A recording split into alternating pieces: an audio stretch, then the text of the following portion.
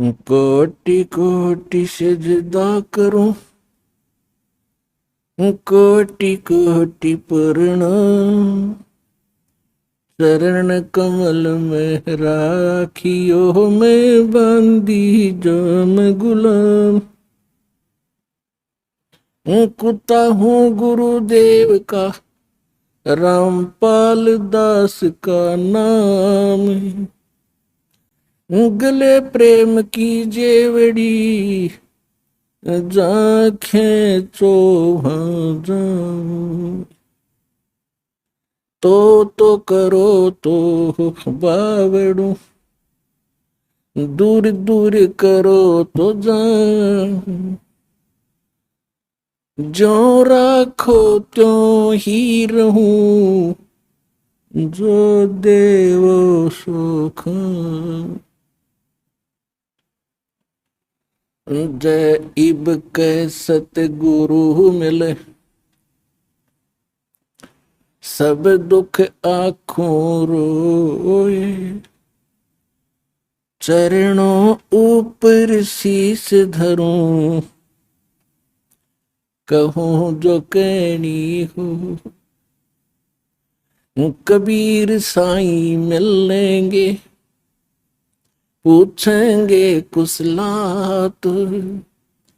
आदि अंत की सब कहूं, अपने दिल की बात।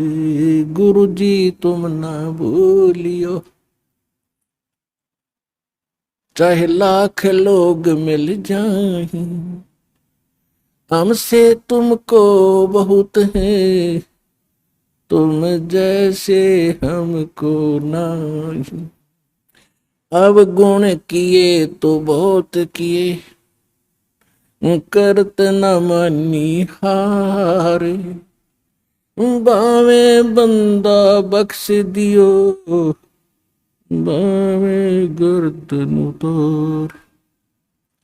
अब गुण मेरे बाप जी, बख्शो गरीब नवाज। जो मैं पूत कुपूत हूँ, बहुर पिता को लाज। मैं अपराधी जन्म का, नक्सिक भरे विकारी। तुम दाता दुख भंजना, मेरी करो संवारे। सुरत करो मम साइया, हम हैं भव जल माही। आप ही बह जावांगे जो, तुम न पकड़ोगे बाँ। परम पिता परमात्मा पूर्ण ब्रह्म, सारी सृष्टि के रचनहार कबीर देव, कबीर साहिब, कबीर परमेश्वर जी की असीम रजा से आप सभी पुण्यात्माएं परमात्मा के सत्संग को सुनने के लिए उपस्थित हुए। आज का जो समागम है, ये उस शुभ दिन के उपलक्ष्य में है जो मानव समाज के लिए कभी भुलाने वाला नहीं है। मानव समाज इसको अपने जीवन में कभी भुला नहीं पाएगा कि जिस दिन मालिक स्वयं आए और हम किस भूल में भटक रहे थे, हमने कितने जन्म बर्बाद कर दिए इस काल की कैद में, और हमने कितनी यातनाएं सहन की। अब परमात्मा के दिए उस अध्यात्म ज्ञान के प्रकाश में आप जी को ये पता चलेगा कि हम कौन हैं, कहाँ से आए थे, हमें यहाँ कौन रोके हुए है, हमारा यह रहने का उद्देश्य क्या है। तो ये जानकारी स्वयं परमात्मा ही बताते हैं। परमेश्वर के अतिरिक्त कोई कितना ही विद्वान अपने आप को समझता हो और चाहे कितना मैं ऋषि मान बैठा हो, और आम जीवों के लिए वो चाहे खुदा बना बैठा हो, लेकिन वास्तविकता से वो परिचित नहीं हो सकता, क्योंकि परमात्मा की रची हुई सृष्टि को परमात्मा ही बता सकता है। बाकी तो ये वैज्ञानिक भी अटकलबाजी लगा रहे हैं, परमात्मा के दिए हुए मटेरियल पर, पदार्थों पर अनुसंधान करके अपनी सोच अनुसार ये जो भी निष्कर्ष निकाल रहे हैं, तो ये इनकी अपनी बुद्धि के स्तर की बातें हैं, लेकिन परमात्मा से ये काफी दूर हैं। तो इसी प्रकार जितने भी महापुरुष, ऋषि, महर्षि, संत हुए हैं, जिन महापुरुषों को परमात्मा स्वयं आकर मिले हैं, उन्होंने तो सत्य कहा ही कहा है, लेकिन उनकी गिनती बहुत कम थी। वो संख्या में नाम मात्र रहे हैं, और काल के इस अज्ञान को फैलाने वालों की संख्या की कमी नहीं, करोड़ों और अरबों की संख्या में ये रहे हैं। तो कहने का भाव ये है कि आज आपको जो ये शुभ समागम प्राप्त हुआ है, परमेश्वर कबीर जी की असीम रजा समझ लेना आपके ऊपर है। नहीं तो ये सारा संसार एक पेट के लिए, निर्वाह के लिए सुबह से लेकर शाम तक और रात्रि के समय उसी के चिंतन में सौपन आते हैं, उसी के चिंतन में सारा दिन व्यतीत करता है, और जो मिलना है वही मिलता है। क्योंकि सभी, प्रत्येक मानव चाहता है कि मेरे पास बड़ी कोठी हो, जो वर्तमान में एक बहुत बड़ी भूल लगी है मानव के। उसी आधार से सभी चाहते हैं कोठी हो, कार हो, बहुत बड़ा अच्छा व्यापार हो, लेकिन नहीं बन पा रहा। उसका कारण ये है कि अध्यात्म ज्ञान से परिचित ना होने से हम ये भूल गए हैं कि जो मस्तिष्क में लिखा है वही प्राप्त होगा। और यदि हम अपनी इस ओछी सोच से, दुर्बुद्धि के कारण हम अन्य कोई तरीका अपनावेंगे, कोई चोरी करेगा, कोई मिलावट करेगा, कोई रिश्वतखोरी करेगा, तो उसका दुष्परिणाम उसको भोगना पड़ेगा, और पैसा रहेगा नहीं, क्योंकि उसकी किस्मत में वो है नहीं। उसका कारण कुछ भी बनो, कोई चोरी हो जावे, कोई बालक घर का सदस्य रोगी हो जावे जिसमें लाखों रुपए लग जावे, या कोई और अन्य हानि हो करके पैसा वही उतना ही रहेगा जो उसके मस्तिष्क में लिखा है, और जो अन्य तरीके से, अव्यवहारिक तरीके से जो धन कमाएगा, उसके इकट्ठा करने में, संग्रह करने में जो पाप इकट्ठे हुए हैं, वो उसके पास शेष रह जाएंगे, वो पैसा नहीं रहेगा। ये आप सोच लेना। यदि इस भक्ति मार्ग पर आपने आगे चलना है, परमात्मा के विधान पर कदम पे कदम रख के चलना, फिर आप देखना आपको कितनी सफलता मिलेगी। आपका घर सुखी, आपका शरीर सुखी, आपकी सर्व मनोकामना जो जायज होंगी, जो भगवान उचित समझेगा, वो सब पूर्ण होंगी। ये निश्चिंत होकर इस भक्ति पर लगे रहना। आज का जो समागम है, ये परमात्मा के उस प्रगट दिवस के उपलक्ष्य में है, जो परमेश्वर स्वयं सतलोक से चलकर आते हैं, सहशरीर आते हैं भगवान, और सहशरीर फिर पूरा काम अपना करके वो सहशरीर चले जाते हैं। आज तक हमें कोई ये क्लियर करने वाला नहीं था, स्पष्ट नहीं कर पाया कि परमात्मा कौन है, कैसा है, कहाँ रहता है, उसके पाने की विधि क्या है, वो कैसे मिलता है, और जो विधि बताई जा रही है उसका प्रमाण कहाँ है कि उस साधना और विधि से किसी को वो स्थान प्राप्त हुआ हो जिसकी हमें आवश्यकता है। तो ये अभी तक बहुत बड़ी पहेली बनी हुई थी, तो अब परमात्मा ने स्वयं आकर ये सुलझाई है। वैसे तो परमात्मा, परमेश्वर कबीर जी चारों युगों में आते हैं। सतयुग में सत सुकृत कह टेरा, त्रेता नाम मुनींद्र मेरा, द्वापर में करुणा में कहाया, कलयुग नाम कबीर दराया। चारों युग में संत पुकारे, और कूक कहा हम हेल रे, हीरे माणक मोती बरसे ये जग चुगता ढेल रे। परमेश्वर कबीर जी बता रहे हैं कि मैं चारों युगों में आया हूं। सतयुग के अंदर मेरा सत्सुकृत नाम प्रसिद्ध रहा। त्रेता में मुनिंदर ऋषि के नाम से परमात्मा कबीर जी प्रसिद्ध रहे पूरे युग में। द्वापर में उनका करुणा में नाम रहा और कलयुग में उस परमात्मा का वास्तविक जो नाम है कबीर साहब, कबीर देव, अल्लाहू अकबर, ये पूरे कलयुग में यही रहेगा। वैसे प्रत्येक युग में परमात्मा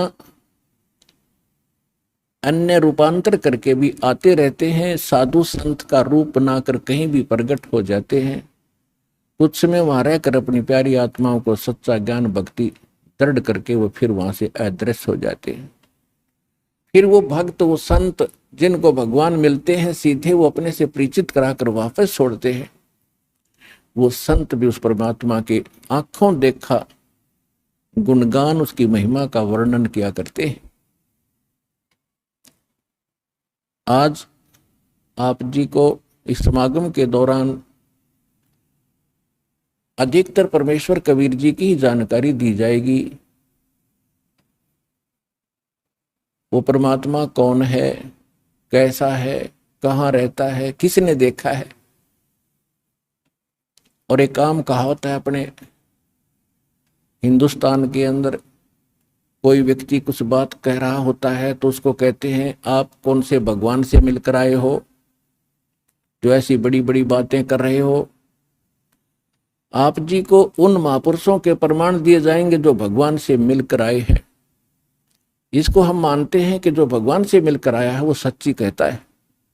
तो जो परमात्मा से मिलकर आए हैं उन महापुरुषों के भी साथ में एविडेंस, उनकी विटनेस आपके सामने दी जाएगी कि इन इन महापुरुषों ने परमात्मा को देखा और वो भगवान से मिलकर आए और परमात्मा ने जो उनको मोक्ष मार्ग बताया उन्होंने कौन सी साधना की जिससे उनका मोक्ष हुआ। तो उसी साधना से, उसी भक्ति से आप और हम सभी का मोक्ष संभव है। इति सिद्धम। इस सत्संग के दौरान आप जी को ये सभी प्रमाण प्रस्तुत किए जाएंगे। सौभाग्य आपका, आप जी को ये सत्यनारायण कथा सुनने को सुलभ हुई।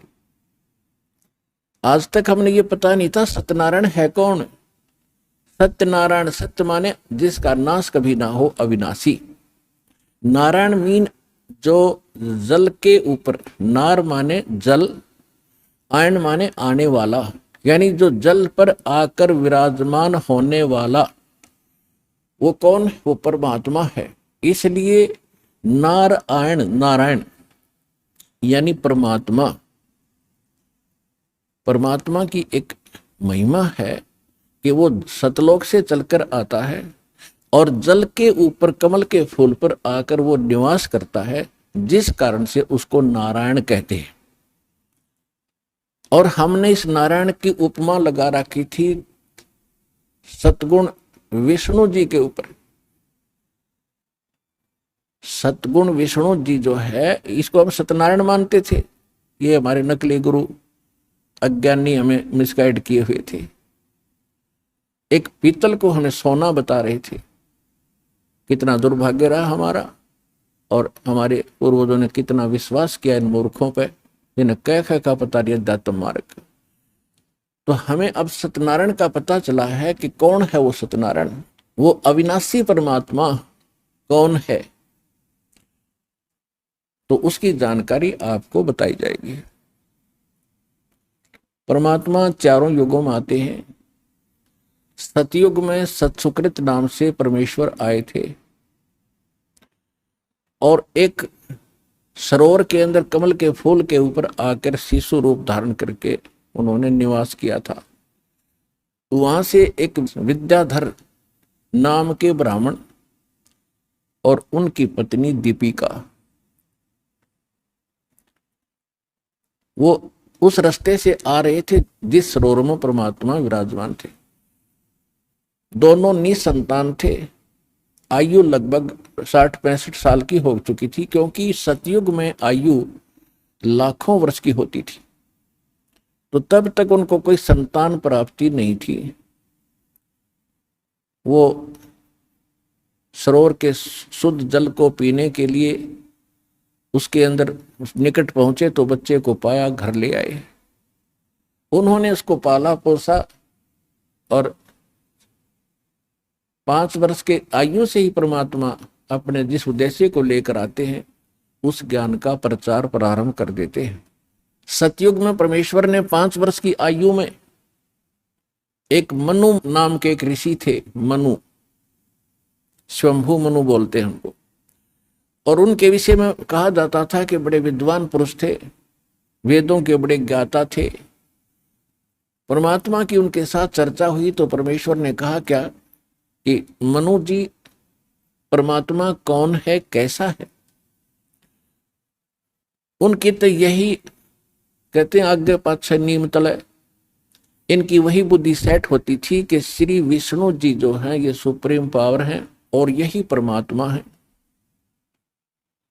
अजरो अमर हैं। यही 3 रूप धारण करके ब्रह्मा रूप बनाकर सृष्टि उत्पत्ति करते हैं, विष्णु रूप बना करके ये सतिथि बनाते हैं, पालन पोषण करते हैं, शिव रूप धारण करके सबका विनाश करते हैं। और ये भी कहा करते थे कि अविनाशी हैं, अजरो अमर हैं।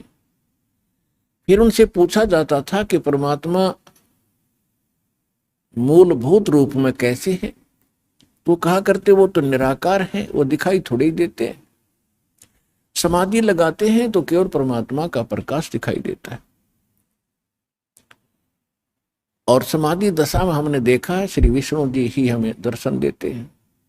ये काल कैसे छल करता है कि जैसे श्री ब्रह्मा जी, श्री विष्णु जी, श्री शिव जी ये तो सगुण देवता हैं, इनके सामने रहते हैं, ऋषियों के सामने खूब प्रकट होते हैं, इनको सब मालूम है क्योंकि इनकी दिव्य दृष्टि काम करती होती थी। सतयुग, त्रेता, कुछ द्वापर तक भी दिव्य दृष्टि ऐसा होता जैसे हम अपने घर बैठे चैनल में, टीवी के अंदर, और यदि कहीं पर भी कोई कार्यक्रम हो रहा हो, किसी जैसे पार्लियामेंट के अंदर कोई सेशन चलता है तो मीडिया वाले डायरेक्ट दिखा देते हैं तो हम घर बैठे देख लेते। ऐसे उनकी दिव्य दृष्टि होती थी, उन भगवानों को वहां बैठा भी देख लेते थे, कहाँ क्या कार्य कर रहे हैं, कैसे रह रहे। वो सामने भी होते थे।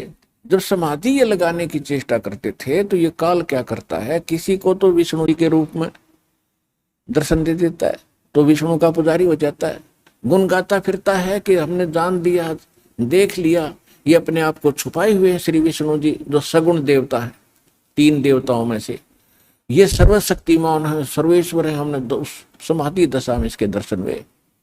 किसी को ब्रह्मा जी के रूप में दर्शन दे देता है, वो ब्रह्मा के गुण गाता है, ब्रह्मा सर्वशक्तिमान है, ये सब के मालिक है, सतिथि उत्पत्ति संहार यही करते। किसी को शंकर के रूप में दर्शन दे देता जब ये समाधि के डड़ेड होते। इस प्रकार इनको भ्रमित ज्ञान प्राप्त रहा है। तो परमात्मा कहा करते थे क्या आप वेदों को मानते हैं? अरे वाह, वेदों को कौन नहीं मानेगा, मनु जी का उत्तर होता था। तो परमात्मा उनको कहा करते थे कि ऋग्वेद मंडल नंबर 9 और सूक्त 86 मंत्र 26-27 में देखिएगा, वो परमात्मा सतलोक में रहता है, वहां से सह शरीर आता, चल कर आता, अच्छी आत्माओं को मिलता है। लेकिन कहते हैं राज तजना सहज है, सहज त्रिया का ने, मान बढ़ाई ईर्षा दुर्लभ तजना। ये राज्य भी त्याग सकता है इंसान और अपनी स्त्री का मोह भी त्याग सकता है, लेकिन मान बढ़ाई और ईर्षा को नहीं छोड़ सकता। और मान बढ़ाई ईर्षा छोड़े बिना भगवान नहीं मिल सकते। तो इन ऋषियों के सामने ये 8 अड़गी मान बढ़ाई की हम ब्राह्मण, हम विद्वान पुरुष, सर्वश्रेष्ठ मानव, और ये क्या जाने कल का बच्चा। लेकिन उसमें परमात्मा भी ब्राह्मण ही कहलाते थे, क्योंकि ब्राह्मण के घर प्रवेश हो रही थी और ब्राह्मणों की बात उस समय सुनी जाती थी, अन्य की तो कोई सुनता ही नहीं था। तो ये कहकर टाल देते थे कि ये विद्याधर का बालक मूर्ख है, ये पता नहीं कौन इसके कमबख्त पैदा हो गया है, इसकी बातें मत सुनो, ये तो ऊट पटांग बकवास करता है, सारी उल्टी बातें करता है और खुद को ये भगवान कहता है। और परमात्मा कहा करते जो उसमें कबीर देव लिखा है ना तुम्हारे वेदों में, वो कबीर देव मैं ही हूं। लेकिन ये उनका गले बात उतरी नहीं और परमेश्वर को वामदेव कहने लगे। वामदेव, वामदेव का अर्थ होता है उल्टा ज्ञान देने वाला देवता। वाम माने उल्टा, जैसे दाएं हाथ को कहते हैं हम सुल्टा हाथ और बाएं हाथ को कहते हैं उल्टा बामा। तो ऐसे उन्होंने उसका वामदेव माने उल्टा अर्थ लगाने वाला, उल्टा ज्ञान बताने वाला वामदेव नाम पक गया मालिका सत सुकृत के स्थान पर, जबकि उल्टा ज्ञान स्वयं दे रहे थे और परमात्मा सत्य कह रहे थे उसके बारे में। ये ऐसा अपना मन गढ़ंत कहानियां बनाकर मालिक की बात मानी नहीं। फिर भी परमात्मा उनको लज्जित बहुत करते थे, शर्मिंदा बहुत करते थे, सभा में खड़े हो जाते थे कि झूठ बोल रहे हो पंडित आप, ऋषि जी आप गलत बोल रहे हैं। परमात्मा वेदों में कोई और लिखा है, उस नर आकार लिखा है, मनुष्यवत लिखा है। लेकिन उस समय इन वेदों को पढ़ने वाले चंद ऋषि होते थे और उनकी रोजी रोटी और प्रभुता उनके साथ अड़ी रही। भगवान के सत्य को उन्होंने स्वीकार नहीं किया। त्रेता में परमात्मा आए थे मुनिंद्र ऋषि के नाम से। अब आपको संक्षिप्त सा विवरण दे करके पिछला फिर कलयुग के अंदर जो मालिक आए थे उसकी जानकारी, वो लीलाएं आपको अधिक सुनाई जाएंगी, क्योंकि वो तो आज प्रत्यक्ष है हमारे सामने। उन घटनाओं की जो लीला की थी दाता ने, आज भी हमारे पास उनके अवशेष बचे हैं और हमें आसानी से विश्वास हो सकता है कि परमात्मा कैसी लीला करता है और वो कौन है। तो जब परमात्मा त्रेता युग में आए थे, मुनिंद्र ऋषि के नाम से मालिक प्रसिद्ध हुए। उस समय वही सतयुग वाली जो आत्मा विद्याधर की थी, वही आत्मा वेदविद ब्राह्मण के रूप में जन्म हुआ और वही दीपिका नाम की उसकी पत्नी, सूर्या नाम की उसकी पत्नी बनी। उस जीवन में भी वो निसंतान थे। उनको भी परमात्मा त्रेता युग में भी ऐसे ही जल के अंदर कमल के फूल पर शिशु रूप में प्राप्त हुए। और जब भी परमात्मा जिस युग में आते हैं, उनकी लीला कंवारी गायों से, उनकी परवरिश की लीला कंवारी गायों से होती है, अन्यथा वो टच नहीं करते किसी दूध को, जल को, आहार को। फिर कंवारी गाय लाई जाती है, उस पर परमात्मा का आशीर्वाद होता है, वो दूध देने लगती है। जब वो दूध पीते हैं, और वो दूध आता कहां से है? सतलोक से आता है। तो इस प्रकार प्रत्येक युग में मालिक की परवरिश की लीला हुई। जब परमेश्वर मुनिंद्र नाम से आए हुए थे, धीरे धीरे बड़े हुए। 5 वर्ष की आयु से ही उन्होंने सब विद्वानों के छक्के छुड़ाने शुरू कर दिए। लेकिन इन ऋषियों और ब्राह्मणों का एक स्वभाव बना रहा कि हमसे उत्तम कोई नहीं, जबकि परमात्मा भी ब्राह्मण कुल में ही थे, त्रेता में भी। लेकिन उन्होंने उसको बालक बताया और बालकपन से ही मालिक ने उनके छक्के छुड़ा दिए, सच्चा ज्ञान कहा। तो सभी को ये कहने लगे ये बालक तो मूर्ख है, इसको पता ही नहीं, अभी कोई इसने शिक्षा प्राप्त की नहीं है, ये अभी ऐसे उठपटांग बकवास कर रहा है। जिस कारण से अन्य ब्राह्मणों ने भी उसको अनदेखा कर दिया। फिर भी परमात्मा की लीला अलग रही है। अपनी प्यारी आत्माओं को किसी ना किसी तरीके से उनको भक्ति युक्त करते रहे हैं, और जिस कारण से हम आज तक परमात्मा की चाह और तड़प में भटकते रहे। ये उस परमात्मा की देन रही, नहीं तो काल चाहता है कि ये नास्तिक हो जाए, भक्ति में इनकी रुचि रहे नहीं। ऐसे भक्ति, ऐसा ज्ञान और ऐसा समाधान बता दिया जाता है कि भक्ति करते करते भी हानियां होती रहेंगी। कुछ दिनों के बाद सब नास्तिक हो जाएंगे। लेकिन सतयुग त्रेता द्वापर में पुनकर्मी प्राणी जन्म लेते हैं वो चाहे कुछ भी साधना कर रहे हैं, किसी भी देव की कर रहे हैं, लेकिन उनके पुण्य मिल रहे होते हैं प्रारब्ध के, और वो मान बैठते हैं कि हम जो पूजाएं कर रहे हैं इससे हमें लाभ हो रहा है, या भूल लगी रही अभी तक। अब कलयुग में आके वो बात स्पष्ट होनी थी, क्योंकि हमारे पुण्य तो समाप्त हो लिए, जो विशेष पुण्य थे वो समाप्त हो गए, बहुत कम शेष बचे। और अब हम साधना भी करते हैं और हानि ज्यों की तो हो रही है, और उन्हीं देवताओं को पूज रहे हैं जो परंपरागत हमारे पूर्वज पूजते आए। आज हमारी दुर्गति शुरू होगी उन्हीं साधनाओं को करते करते। फिर हम कहीं और दौड़ते हैं और भागते हैं, किसी संत के पास जाते हैं। तो इससे सिद्ध हुआ कि जो साधना आपकी परंपरागत थी वो नकली थी, यूजलेस थी, आपको कोई लाभ दे नहीं रही थी, और फिर भी कर रहे थे क्योंकि पहले पुण्यात्माएं थी, उनकी पुकार सुनते थे, क्योंकि उनके प्रारब्ध में पुण्यों में वो लिखा होता था, उसको दे देते थे। वो मान लेते थे कि हम जो पूजा जिस देव इष्ट की कर रहे हैं, चाहे कोई समाधि पूज रहे हैं, उसने हमें लाभ दे दिया।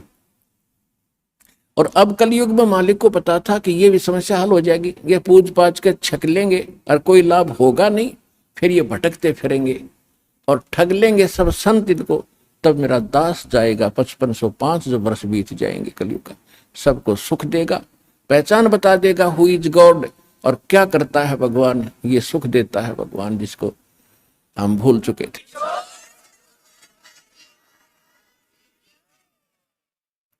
अब परमात्मा के ज्ञान को किसी ने सुना नहीं, सत्य को माना नहीं, तो परमात्मा के पास तो बहुत साधन है, बहुत से तरीके हैं। कहते 100 छल छिद्र मैं करूं अपने जन के काज, हिरण्यकशिपु जो मार दूं मैं नरसिंह धर लूं साजो। अब परमात्मा तो परिपूर्ण होते हैं अपनी भक्ति अपनी शक्ति से। अब जैसे चंदन का पेड़ चाहे लकड़ी भी कहीं पड़ी हो, उसका स्वभाव है महक देती है, सुंदर महक देती है, लुभावनी महक उससे निकल रही होती है, सुगंध होती है। ऐसे ही परमात्मा के आसपास जहां भी कोई भक्त निकट आता था उसको अजब शांति मिलती थी। तो परमेश्वर सत्संग किया करते थे। लोग सत्संग को पसंद नहीं करते थे क्योंकि परमात्मा पहले वाले ज्ञान से हटकर ज्ञान देते थे, लेकिन जो दुखी होते थे उनको परमात्मा अपनी कृपा से सुख देते थे। वो सुखी हुए व्यक्ति 20 व्यक्तियों को जाकर बताते थे कि मुझे ये दुख था, मैं ये ऐसे कष्ट था, ऐसे एक संत आए हुए हैं, मुनिंदर नाम है उनका, और वहां चलिएगा आप भी सुखी हो जाओगे। ऐसे हजारों की संख्या में परमात्मा से इस लाभ को प्राप्त करके बड़े सुखी हुए। उन्होंने जगह जगह जा करके परमात्मा की महिमा बताई कि मुनिंदर नाम के ऋषि स्वयं परमात्मा आए हैं, स्वयं भगवान आए हैं। पुण्यात्माओं, जब तक हमें समय पर रोटी मिल रही है, कपड़ा मिल रहा है, समय पर कपड़ा मिल रहा है, समय पर रोटी मिल रही है, सामने गुट्टी मिल रही है शराब की, और कार और कोठी मिल रही है, हमने जरूरत नहीं भगवान की कति। और जब ये सुविधाएं भी उपलब्ध हों और कोई घर में कष्ट आ जावे, शरीर में कोई दुख हो जाता है, फिर इस जीव को नानी याद आ जाती है, इसको कुछ भी दिखाई नहीं देता, अपनी जान दिखाई देती है। तो ऐसे व्यक्ति वहां आने लगे परमात्मा के पास और वहां से सुख होने लगा।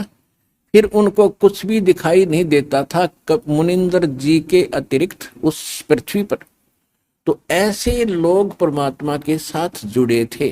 बाकी जो विद्वान पाक रहे थे, जिनको समय पर ठीक आहार मिल रहा था, तो वो मालिक से दूर रहे, उनका दुर्भाग्य था।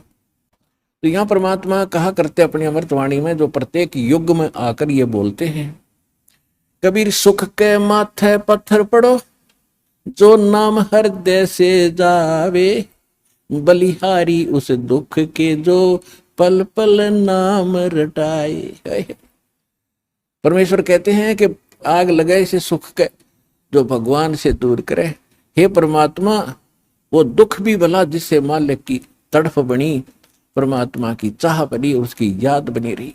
अब जैसे कोई सुखी व्यक्ति है, अब सुखी भी भक्ति से जुड़ता है तो बहुत ही पुण्यकर्मी प्राणी है, वो तो बहुत पुण्यकर्मी प्राणी है, लेकिन वो सुखी जो जुड़ा है वो डगमग हो सकता है, वो विचलित हो सकता है कभी, और जो दुख में आकर यहाँ जुड़ेंगे और उनको मालिक सुख देगा, क्योंकि आज तक आप सब जगह घूम फिर लिए।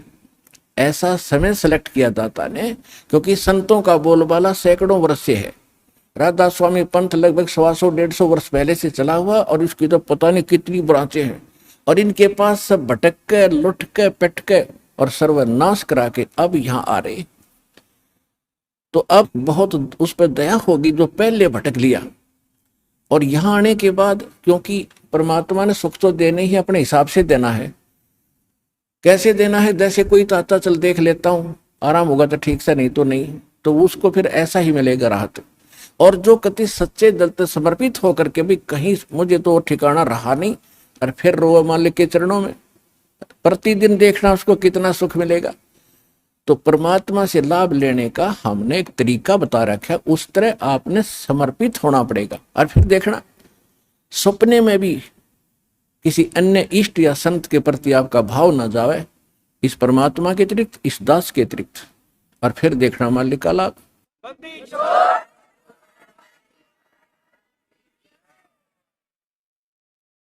तो ये कहने से नहीं बनेगा, सोचने से नहीं बनेगा।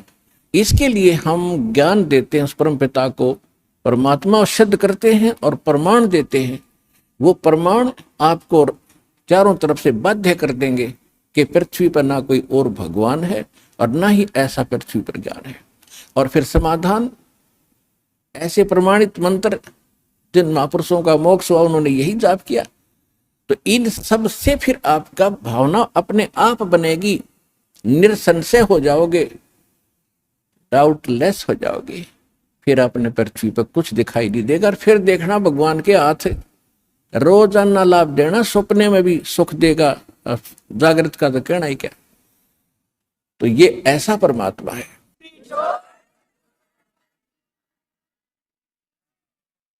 जैसे हम बहुत सी कथाएं सुना करते थे, उनका कोई सिर पैर नहीं था।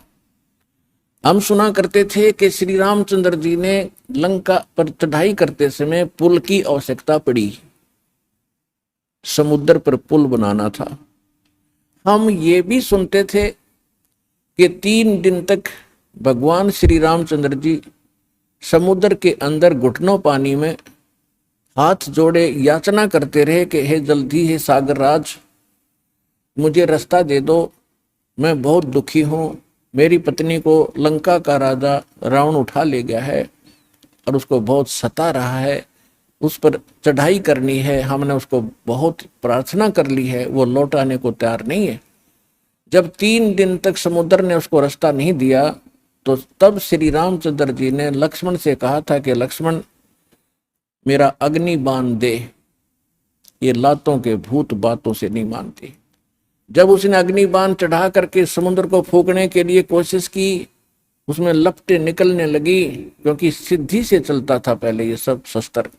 तब कहते समुद्र ने रास्ता दिया, ऐसे सुनते थे। फिर क्या सुनते थे कि नल नील ने समुद्र पर पत्थर रख दिया, उनके हाथों में पावर थी, उनमें शक्ति थी, सिद्धि थी कि उसके हाथ से रखा हुआ पत्थर जल में डूबता नहीं था, और जिस कारण से पुल बना। फिर हम ये भी सुना करते थे नकलियों से कि हनुमान जी ने पत्थरों पर राम का नाम लिख दिया, इसलिए पत्थर तिर गए। प्रथम तो कहते हैं समुद्र ने हाथ जोड़कर रास्ता दे दिया जब रामचंद्र जी ने जलाना चाहा, उसको फूकना चाहा। फिर कहा करते नल नील के हाथों तैरते थे पत्थर, उनके कोई वस्तु नहीं डूबती थी समुद्र पर। फिर कहते थे हनुमान जी ने राम का नाम लिख दिया, इसलिए तर गए, पत्थर पुल बन गया। अरे कोई एक तो बताओ, एक पर सेट हो जाओ, किसने एक रहा को किससे हो, फिर रामचंद्र की तरह गया, नल नील से ही पुल बन गया, फिर राम ने कित बनाया वो। अब इसका निष्कर्ष निकलेगा, इस कथा से जो दास सुनाने जा रहा है त्रेता युग की। ऐसे प्रश्न करे एक भक्त ने मेरे से, जब गांव गांव में दास सत्संग करने जाता था, वो कहने लगा जी मैं मिलिट्री के अंदर हूं, और मिलिट्री हमारी ज्यादातर पहाड़ी क्षेत्र में रही है।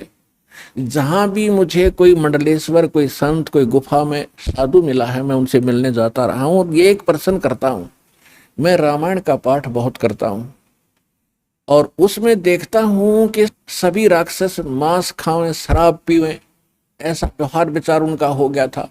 और वहां पर विभीषण और मंदोदरी, इनके विचार पढ़ते हैं जब रामायण में, तो साधु संतों जैसे, तो इनको ये ज्ञान कहां से आ गया ऐसे बूढ़ी राक्षस नगरी में। तो वो कहने लगा जी मैं सब जगह मंडलेश्वरों के पास जा लिया, पर इस प्रश्न का उन्होंने को संतोषजनक उत्तर नहीं दे पाए, मैं आज तक भटक रहा हूं। तो मैंने कहा भाई इस रोग की दवाई मेरे पास है, अब सुन ले, सुनाता हूं। दास ने सुनाई फिर कथा, जो सत्य कथा है। परमात्मा त्रेता युग में मुनिंदर नाम से आए हुए थे और काफी दुखी व्यक्ति मालिक की कृपा से, आशीर्वाद से सुखी हुए थे। फिर उनको दाता ये प्रथम मंत्र दिया करते थे।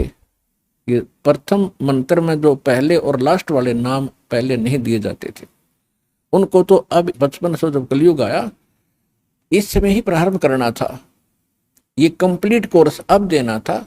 पहले तो ऐसा समझ लो कि ये आपको ग्लूकोज लगा दी जब तक सर्जन नहीं आया, और ग्लूकोज से रोगी मरता नहीं लेकिन रोग नाश नहीं होता।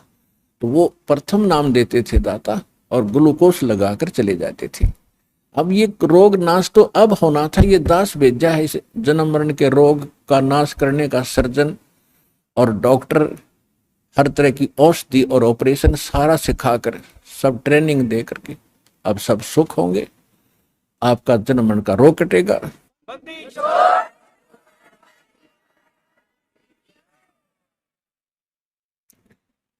एक समय परमात्मा एक दरिया के किनारे सत्संग कर रहे थे। दरिया के किनारे ही उनका एक झोपड़ा था, कुटिया थी, वहां सत्संग किया करते थे। वहां हजारों की संख्या में इधर उधर से भक्त आकर के सत्संग सुनते थे, जो निर्धारित समय किया जाता था, महीने में, 2 महीने में, 6 महीने में।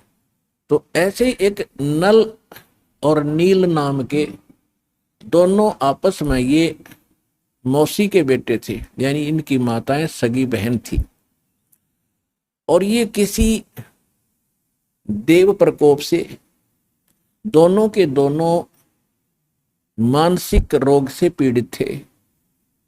शरीर में भी बहुत पीड़ा रहती थी, जिसकी उपचार के लिए वेदों के अतिरिक्त साधु संतों से भी आशीर्वाद प्राप्त इन्होंने खूब किए थे। और सभी ऋषि महर्षियों ने उनको बता दिया था कि नल और नील बेटा, ये तुम्हारे प्रारब्ध में, यानी तुम्हारी किस्मत में अंकित है ये कष्ट, और इसको बेटा आपने भोगना ही पड़ेगा, कोई विकल्प नहीं। अब बेशक से आत्मा को कोई कितना ही ऐसे संतोष दिलाए कि ऐसा ही होता है, लेकिन इसको मालूम है कि परमात्मा कोई ऐसी पावर है, ऐसी शक्ति है कि वो सब दुख दूर कर सकता है।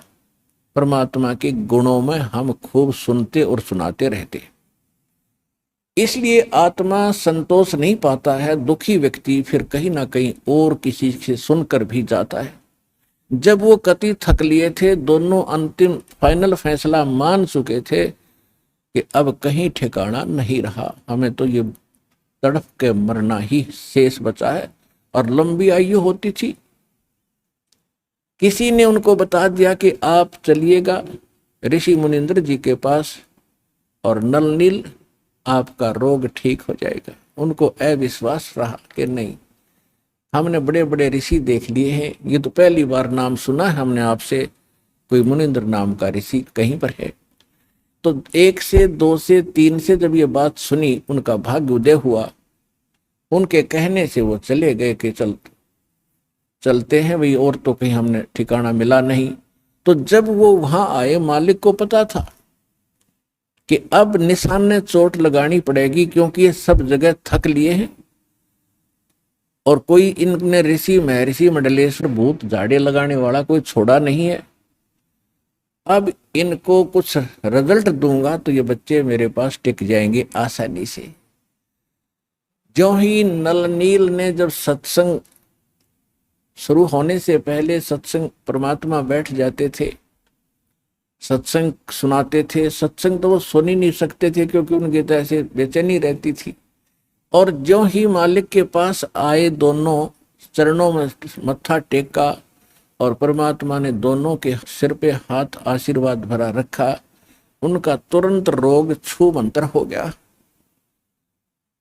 और ऐसे हो गए जैसे कभी पीड़ा थी ही नहीं किसी प्रकार की। अब दोनों की आंखों में आंसू आ गए, चरणों में लिपट गए और कहा, हे परमात्मा, हम तो बहुत जगह कष्ट उठा चुके थे, हमने पृथ्वी पर कोई, जहां तक हमारी पहुंच थी, हमने कोई ऋषि महात्मा नहीं छोड़ा। हे परमात्मा, हमारे ऊपर बहुत बड़ा कहर था, बड़ा कष्ट था, आपकी कृपा से हम स्वस्थ हो गए, आप स्वयं परमात्मा आए हो। फिर उन्होंने सत्संग सुना। परमात्मा ने कहा, बेटा ये तो एक अस्थायी लाभ है, अभी तो और भी आपके भाग्य में और आपके संचित पाप कर्मों का ढेर लगा पड़ा है, उसके लिए भी औषधि बताऊंगा, वो मंत्र दीक्षा आपको दूंगा, आप वो लीजिएगा। पहले सत्संग सुनिएगा। फिर सत्संग सुना, दीक्षा ली, फिर गुण गाने लगे भगवान के, जो भी मेरा उसी से कहें कि भगवान आए हैं, मुनेन्द्र नहीं ये परमात्मा आए हैं, आप चलो। फिर उनकी कोई नहीं माने क्योंकि लोग सुखी थे, केवल दुख ही मानता है। तो कुछ दिनों के बाद क्या हुआ कि जैसे आप यहाँ देखते हो, उसका चित्रार्थ सारा ही आप देख सकते हो दृश्य। यहाँ पर आप देखते हो 80% भक्त दुखी आते हैं, काल के पीड़े हुए आते हैं, कर्मों के पीटे हुए आते हैं, और क्या हालत में आते हैं। कोई स्ट्रेचर पर आता है, किसी को कैंसर है। आत्मा हमारी मानती है कि परमात्मा, अज्ञानता में आपके बच्चे कितना कष्ट पा गए, पहले इन्होंने गलतियां की, पाप इकट्ठे किए, अब काल ने इनके सिर पर रख दिया कि इनको भोगो। परमात्मा अपने बिना अपने के दुख न कौन जानेगा, अगर आप भी नहीं इनको राहत दोगे तो ये कहाँ जाएंगे। दास उसका नौकर है, दास उसका पियन है, चपड़ासी है परमपिता कबीर भगवान का। आपकी अर्जी उसकी टेबल पर रख देता हूं, वो तो जानी जान है किसकी स्वीकार करनी है, किसकी ना करनी है, उसके किसके दिल में दोष है, कौन सच्चे आत्मा से पुकार रहा है, वो मालिक देखता है।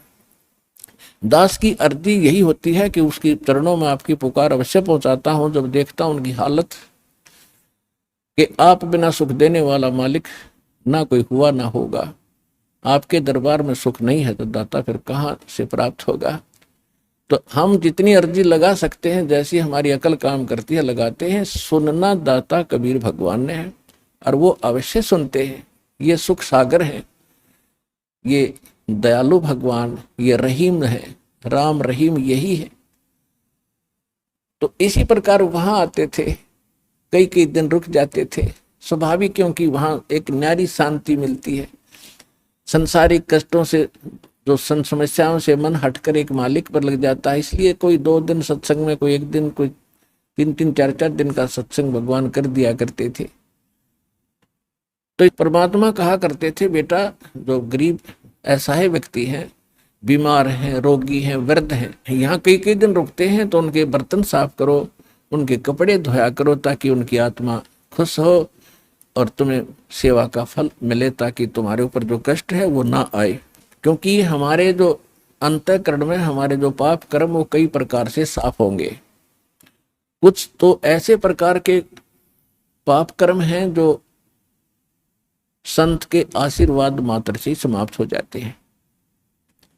कुछ ऐसे पाप हैं जो कि आपको प्रणाम आदि, दंडवत आदि करने से राहत मिलेगी। कुछ ऐसे पाप हैं जो आपने दान धर्म यज्ञ हवन पाठ आदि ही करवाना पड़ेगा, वही विकल्प है उनका, वो भी आपने करना ही पड़ेगा। उसके बाद फिर कुछ ऐसे पाप हैं जो सेवा करनी होती है, सेवा से भी कटते हैं। और कुछ ऐसे प्रकार के पाप होते हैं जो केवल नाम के जाप से ही कटेंगे, उनका कोई विकल्प नहीं। तो जैसे एक धोबी के पास कपड़ा जाता है तो वो देखता है कि इस कपड़े को साफ करना है, तो पहले पानी से धोता है, साबुन लगाता है, उससे भी नहीं साफ होता, फिर ड्राई क्लीन के लिए कोई अन्य केमिकल प्रयोग करता है और उसके सब दाग छुड़ाता है, तब वो उज्जवल होता है। इसी प्रकार हमारा अंतःकरण बहुत वर्षों से, बहुत युगों से हमने इतना मैला कर लिया है कि अब इसको हमने हर तरह के सब फार्मूले लगा करके इसको साफ करना है। तो परमात्मा कहा करते थे, तो वो भक्त जो दुखी है वो सब सत्य मानते थे और उसका अनुसरण करते थे। तो नल नील तो और ज्यादा ही दुखी थे। दोनों ने श्रद्धा से सेवा करनी शुरू की। जो वृद्ध थे, रोगी आते थे, उनके कपड़े धोते थे, उनके बर्तन लोटा थाली वगैरह जैसे भी थे वो ले जाते थे और दरिया पर धोकर लाते थे। वो इतने सीधे साधे और इतने परमात्मा पर समर्पित थे, इतना भाव था उनका कि पहले समय में साबुन वगैरह नहीं था। कपड़ा धोने के लिए पहले जल में भिगो देते थे, दरिया में भिगोकर उनको थोड़ा सा बाहर पत्थर रख देते थे, वो पानी में लहरों से गीले हो जाते, फिर उनको बाद में ऐसे मुक्के मार मार के धोते थे। कोई और तो साधन था ही नहीं। और बर्तनों को भी ऐसे पहले भिगोकर थोड़ी देर के बाद धोने के लिए किनारे रख देते थे और तब तक वो बैठ जाते थे वृक्ष के नीचे और चर्चा करते थे सत्संग में सुनाई कथाओं का। और फिर अपने दुखों के बारे में कहते थे, ओहो हमें तो भगवान मिल गए और सच्चा ज्ञान मिल गया और सही मंत्र मिल गए, ओहो बड़ा कल्याण हुआ, बड़ी दया करी परमात्मा ने, देखो आज सत्संग में ऐसे सुना रहे थे परमात्मा, सारी सत्य है। ऐसे वो काफी देर तक चर्चा करते थे। फिर उनको याद आता था कि हमने कुछ सेवा भी करनी है। तब तक किसी का कोई कटोरा बह जाता, किसी का कोई कपड़ा खिसक जाता लहरों में, तो उन्हें पता नहीं लगता, वो धो धाकर जितने थे शेष ठा के लाकर सबके रख देते। कहने का भाव ये है, किसी का कटोरा कम, किसी का गिलास गुम हो गया, किसी का धोती, किसी का कुर्ता नहीं पाया, तो सभी दिक्कत मानते थे, दुखी होते थे कि नल नील आप ये कमीज नहीं मिला, मेरा कटोरा नहीं मिल रहा, मुझे गिलास नहीं मिला। तो 2-4 बार उन्होंने कहा ऐसे हुआ, तो उन्होंने गुरुदेव जी के पास प्रार्थना की कि महाराज जैसे ऐसे हम दुखी हो लिए और ये आपके भक्त, श्रद्धा तो बहुत है, लेकिन जो दूसरे सेवादार थे वो बताया करते थे कि ये तो वृक्ष के नीचे बैठ जाते हैं और भिगोकर बर्तनों और कपड़ों को कि बहुत देर में ध्यान देते हैं, वो बह जाते हैं, ये ध्यान नहीं देते। तो परमात्मा ने कहा बेटा ध्यान रखा करो। तो अच्छा जी ध्यान रखेंगे। फिर वो ऐसी हो जाती है कि कुछ दुखों का, दुखी किया हुआ प्राणी जो होता है उसका कुछ ऐसा वो स्वभाव सा बना हुआ था, भोले भाला, उनका दिमाग कंडम सा हो गया था, उस समय भी वो ज्यादा ही भोले टाइप के ही थे।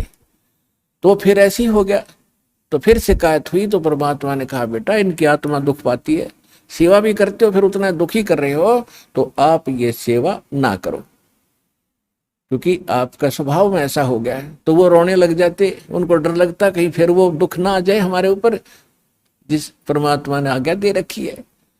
और आज तो ये शायद गुस्से में कह रहे होंगे, फिर रोने लग गए, परमात्मा हमसे सेवा ना छीनो, दाता हमसे सेवा ना छीनो। उनको डर ये था कि कहीं फिर से ना वो कैर टूट जाए जो पहले हम दुख पा रहे थे, बुरी तरह रोने लगे। तो परमात्मा ने सोचा भी इनकी श्रद्धा भी बनी रहनी चाहिए। तो परमात्मा ने आशीर्वाद दे दिया कि बेटा जो करो सेवा, आज से तुम्हें आशीर्वाद दे दिया है कि तुम्हारे हाथ से चाहे तुम लोहा भी रख देना, और तो छोड़ो पत्थर, ये तो कुछ हो, चाहे पत्थर भी रख देना बेटा, जल में नहीं डूबेगा। तो वो दोनों जाकर फिर देखने लगे। उन्होंने पत्थर उठा कर रखा, सबसे पहले वो नो का नो पत्थर खड़ा रहा, जहां रखा था वहीं टच से मस नहीं हुआ। उन्होंने उठाया तो हटा, तो और देखने लग गए भगत, एक बार फिर रखिए भाई नल नील, उन दोनों ने फिर रखा, उसके ऊपर खड़े हो गए पानी में, और तब भी नहीं नीचे को गया। तो सब जगह होने लगी भाई नल नील में तो बहुत भगवान ने शक्ति दे दी। तो इस प्रकार फिर वो क्या करते थे, जो भी कपड़ा जहां रख दिया पानी में, जिस सतर में डबो कर रख दिया तो वही रहा वो। चाहे उसमें कांसी के थाली बेले होते थे, कांसी धातु के, और कांसी तो अमूमन डूबती है पानी में, तो वो भी रख दिया तो वो भी नहीं डूबा। तो इस प्रकार ये जो उनको शक्ति प्राप्त हुई थी, कबीर परमेश्वर उर्फ मुनिंद्र जी की रजा से वो शक्ति, वो सिद्धि प्राप्त थी, जिस कारण से समुद्र पर वो पत्थर नहीं डूबते थे। अब प्रश्न दूसरा उनका ये था कि श्रीलंका में जहाँ राक्षसों का पूरा ग्रुप था और मंदोदरी और विभीषण, इनके पास ऐसा ज्ञान कहाँ से आ गया? वो इतना समझा रही अपने पति को कि ऐसा ना करो, ऐसा हो जाएगा, ये ऐसी है, ये आम वर्ष औरत नहीं है, ये भगवान की पत्नी है, और रावण मान नहीं रहा। तो इसका उत्तर अब आपको देते हैं।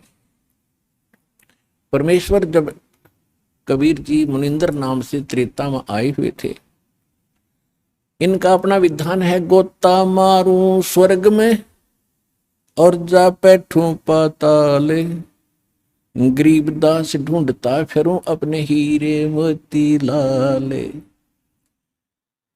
अब 100 साल छिदर मैं करूं अपने जन के काजे, अरणक से पूजो मार दूं मैं नरसिंह धर लूं साज, नदन के रूप बना लूं अपने बच्चे के लिए। तो परमात्मा एक साधु ऋषि रूप में थे ही, श्रीलंका में पहुंच गए और वहां पर एक चंद्र विजय नाम का एक भाट था, भाट, और उसके परिवार में पुत्र पुत्री, पुत्र वधू, पत्नी, कुल मिलाकर 16 सदस्य थे। और जो चंद्र विजय भाट था वो रावण के पास जाता था। ये भाट लोग क्या करते थे कि अपनी रोजी रोटी के लिए राजाओं के पास जाते थे, राजा लोगों का वो मनोरंजन कराते थे, रिक्रिएशन कराते थे, ऐसे उनके गुण गाते थे, आप राजाधिराज हो, आपके राज में सब सुखी हैं, आपका बड़ा गुणगान हो रहा है, आप बड़े महापुरुष हो, और कुछ चुटकुले आदि सुनो कर उनको प्रसन्न रखते थे, गाने गुने गाते थे, गीत सुनाते थे, और राजा लोग उनको उसके प्रतिफल में कुछ इनाम देते थे। इसी प्रकार उसकी पत्नी का नाम था करमवती, और वो मंदोदरी रानी के पास जाती थी, रानी का मनोरंजन कराती थी, ऐसे बुढ़ी अच्छी कहानी कथा सुनाकर, अश्लील बातें सुनाकर रानी को खुश रखती थी। रानी उसको इनाम दे देती थी मंदोदरी। इस तरह उनका गुजारा निर्वाह चल रहा था। एक दिन परमात्मा उस चंद्र विजय भाट के घर से थोड़ी सी दूरी पर, पहले जंगल बहुत होते थे, यानी वन बहुत होते थे, और वनों में ही कहीं कहीं झोंपड़ी सी सबकी अलग अलग होती थी। एक वृक्ष के नीचे उस रास्ते में बैठ गए जहां से चंद्र विजय सुबह सुबह फ्रेश होने के लिए जाता था। और उस समय वो साधु संतों को बड़ा देखकर खुश होता था। चंद्र विजय, पिछले संस्कार होते हैं, आदमी किसी भी जाति विशेष में जन्मा है वो उसके संस्कार हैं, लेकिन जो भक्त है, भक्ति बीज पलटे नहीं, चाहे पलट जाओ ब्रह्मांड। तो भक्ति की आस्था उसके अंदर न्यारी थी। बेशक से सारा दिन बकवाद ही सुनता और सुनाता था, लेकिन भक्ति वाले लक्षण भी उसके अंदर विद्यमान थे। साधु देखे, चरणों में मत्था टेका, और हे भगवान, आज बड़े भाग्योदय हुआ, मेरा ऋषि जी के दर्शन आज सुबह सुबह हुए, हम दास के लिए कोई सेवा बताओ, हमारे घर पर चलिए भगवान, आज तो बड़ा सौभाग्य मेरा। तो परमात्मा को वो घर ले आए। परमात्मा गए इसलिए थे, उनके झोपड़ी के सामने बैठ गए और लगे सत्संग सुनाने। चंद्र विजय ने तो उसी दिन दीक्षा ले ली, लेकिन परिवार के सदस्य कहने लगे, महाराज हम अभी नहीं मानेंगे आपकी बात, हम तो भगवान शंकर के पुजारी हैं, क्योंकि रावण राजा शंकर का पुजारी था तो जनता ने तो होना ही था, हम अभी नहीं मानेंगे आपकी बात को। परमात्मा फिर गए, कभी कभी रह रह कर जाते रहे, कथा सुनाते रहे, फिर घर में सुख होने लगे जो पहले शंकर जी की पूजा से नहीं हो रहे थे। फिर धीरे धीरे 16 के 16 सदस्यों ने वह दीक्षा प्राप्त कर ली।